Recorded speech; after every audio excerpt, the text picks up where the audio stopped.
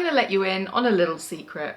Not everyone has your best interests or your finances' best interests at heart. Actually, that's not going to come as a surprise to most of you. Some organisations and individuals are actively deploying scams that have just become accepted as part of our everyday normal life, and they're being used to get you to part with your hard-earned cash. Let's take a look at 5 everyday scams that are keeping you poor.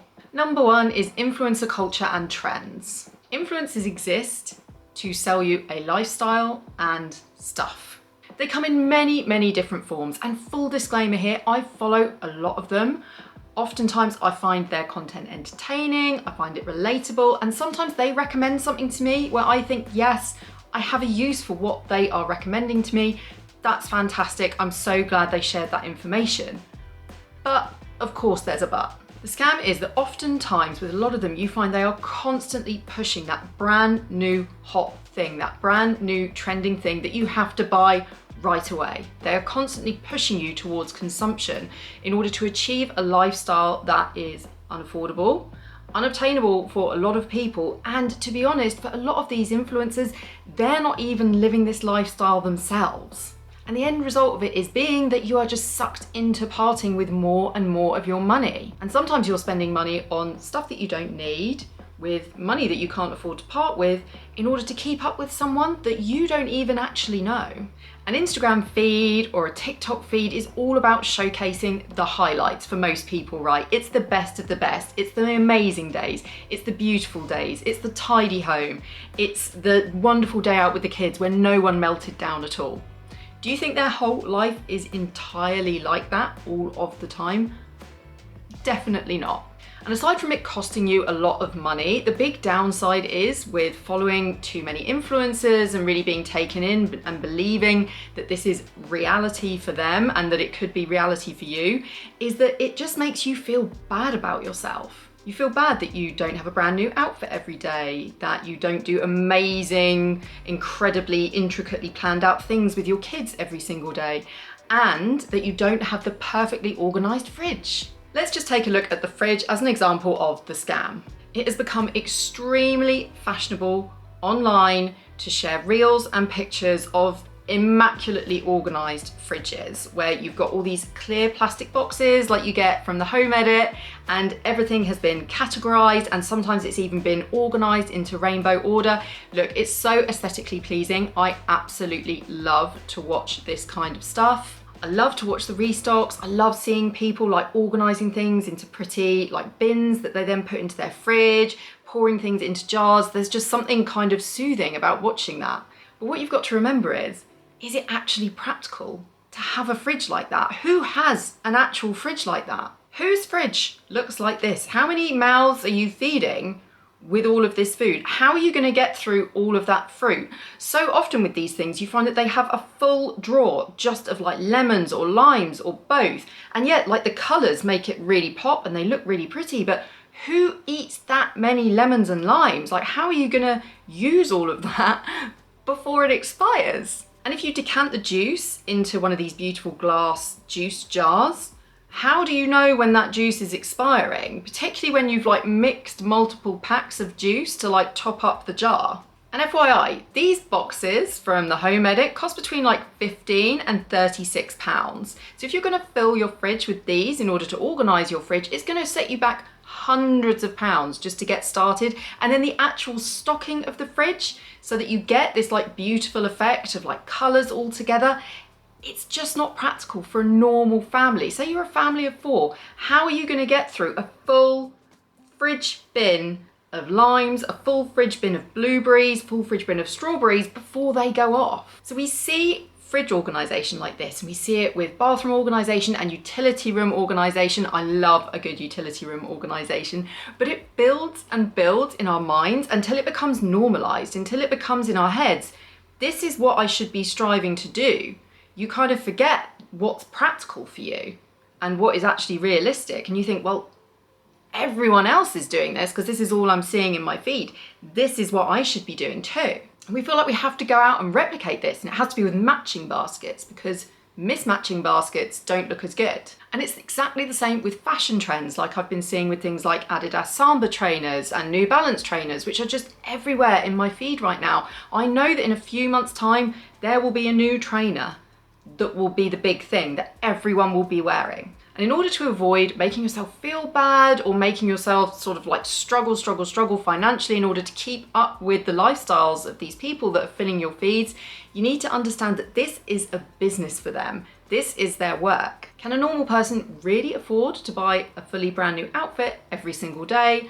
Or are they claiming outfits back as tax deductible business expenses? Or are they buying things, keeping the label in, taking the pictures, taking the reels that they need to take, and then returning them? For influencers that have made this their full-time living, their business is normally based on two really important things. One of it will be sponsored content, so they'll either be sent freebies or they'll be paid to showcase certain products on their feed. But then the other really important one is affiliate marketing. This is where you share an affiliate link which is personalized to you. You encourage your followers to click through to it and make a purchase, and they get a commission for the sale. So let's say an influencer posts a picture of their beautiful fridge organization and they've showcased a bunch of products close up, like the storage bins and little jars and cute little labels that they stick on it. And then people might write comments underneath saying, wow, where did you get that drawer from? Where did you get that jar from? And then what the influencer will do is DM them the links to the products that they have bought, and those will be affiliate links. It's much easier now to share those links because there's a number of different options for how influencers can do that.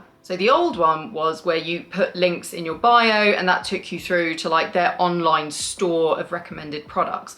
Or they could put links into their stories and then they could create a highlight reel of those. But the really common thing that you're probably seeing a lot right now is they've set up an automation system whereby if they have some products in a post and they want to share their affiliate links with their followers, they will say comment link below and I'll send you the links. And what will happen is you will then automatically get a direct message from them and it will have all of the links to those products. And they're not having to send out those direct messages individually. They just set it up as a system, an automated system, and it just runs for them. So remember, however long you've been following someone for and however relatable you might find their content, remember it's a business for them. By all means, enjoy it. I follow lots of different people online and I really enjoy a lot of the organization content, the fashion content. It's fun, it gives me little ideas. Don't let it force you to spend money that you don't have in order to keep up with the Joneses in your phone. The trending is just such a weird psychological phenomenon, I think, and we all fall for it at some point. Even our kids, and I'm seeing it with my kids, once they get a little bit older at primary school,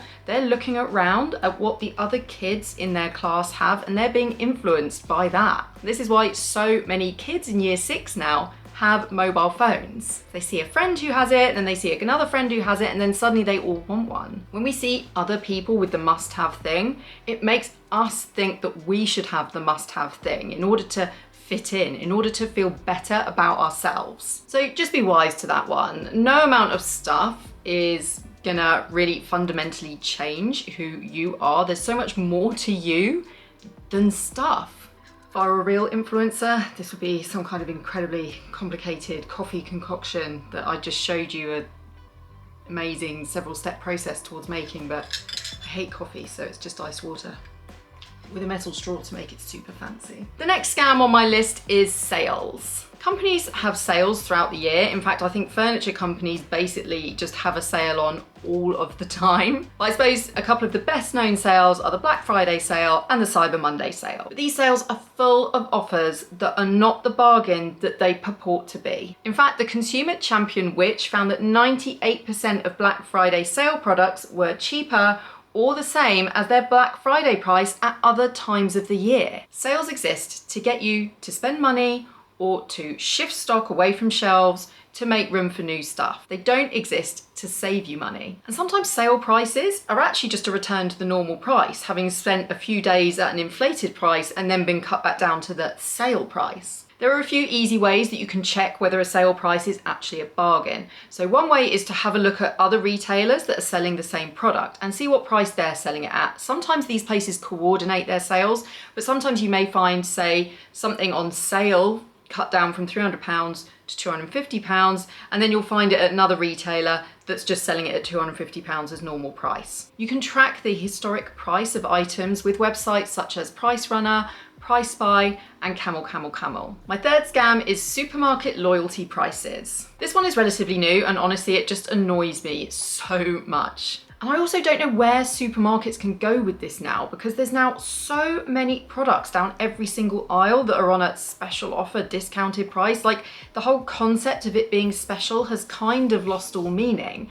And it's the psychological thing of like, oh, it's a special price, I must get it, it's special, that kind of pushes us to buy more than what we actually need when we're in the grocery store. So loyalty schemes with big supermarkets such as Tesco and Sainsbury's used to exist like just to allow you to collect points.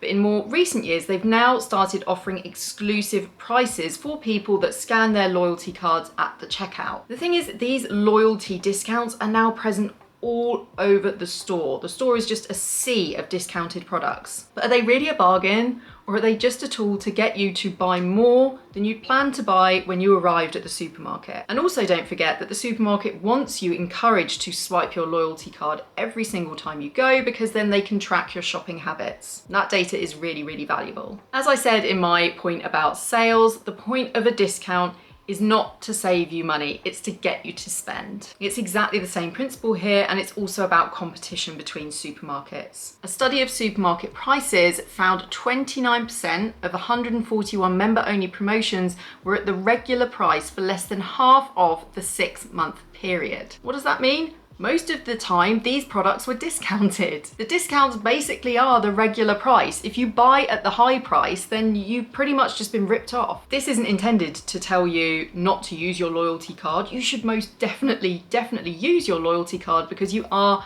unlocking those prices, even if they're not necessarily the bargain that they purport to be. But what's really important is that you don't allow the loyalty schemes to sell you additional stuff that you weren't going to buy already. Stick to what's on your shopping list. My next scam that has been completely normalized is this claim that you need to upgrade your devices annually. There is always a new version of the big gadget, the big gizmo, your smartphone, your laptop, your tablet, your camera, whatever it is that you use in your life. Tech companies cannot continue to make money year after year if they cannot get you to buy a brand new version of that every single year, or even every other year. But are these things actually not working after a year or even after 2 years? No, they're probably still working exactly as they needed to, but the marketing on the brand new thing is so clever because it's the hype. It makes you think that, you know, oh God, I don't want to have technology FOMO. I need to get the new thing to see what it's like and check out these new features. But actually often the difference from 1 year to the next between the new product and the old product is rarely particularly significant. Phone and tech companies make it so much easier for you to switch. They've got all kinds of different deals now that make it super easy for you to switch every single year. But at the end of the day, it's still you parting with more of your money for a device that isn't necessarily much better than what you already have, and getting rid of a device that actually was perfectly fine and would have lasted you another few years at least. Look, it is really, really difficult to resist technology FOMO, particularly on products that you use every single day. I think that makes it much easier to justify purchasing it every year because you're like, well, I use my smartphone every day. Maybe you even use it for work as well. But the thing is, if you really, really think about it in your head, something that's still working now, do you actually need to replace it, particularly when the cost of these new devices is just so high? There's no need to upgrade something that's working just fine for you right now. And my final scam that has become completely normalized is shrinkflation. I wasn't really angry about shrinkflation until I noticed how much smaller bags of mini eggs have become. Now I'm really cross about it. Just to explain what I mean by this, shrinkflation is where the size of a product gets smaller. So say you're buying ketchup, the bottle is smaller. Say you're buying a pack of mini eggs, there's fewer eggs in the bag, but the price has remained the same. Or in the worst case, it's even increased. I remember when mini eggs were like £1 a bag. Those were the good old days. Even the US President Joe Biden is getting annoyed about shrinkflation. He had an ad during this year's Super Bowl where he called on companies to stop reducing the size of their products while keeping the price the same or increasing the price. One study in the US found that as much as 10% of inflation in key product categories can be attributed to shrinkflation. Why are brands doing this? Look, the cost of food is going up. We all know that, and they are trying to maintain healthy profit margins wherever they can. But it's incredibly frustrating as a consumer to see stuff that we're used to buying all of the time getting smaller while the prices appear to be going up and up and up. So how can you actually avoid shrinkflation? If it's your favorite brand, it's kind of hard to. You could look for discounts wherever you can, make sure that you're using cashback apps and sites wherever you can on online shopping or on your grocery shopping. You can also try price checking at other supermarkets just to see, because there is a huge variety of the cost of branded items across different supermarkets. The alternative is that you could switch brands just by trying out something a little bit different and seeing if the taste is still acceptable to you. Look at the price by weight in order to find something that works out cheaper. Don't forget to give this video a thumbs up and subscribe for lots more from me.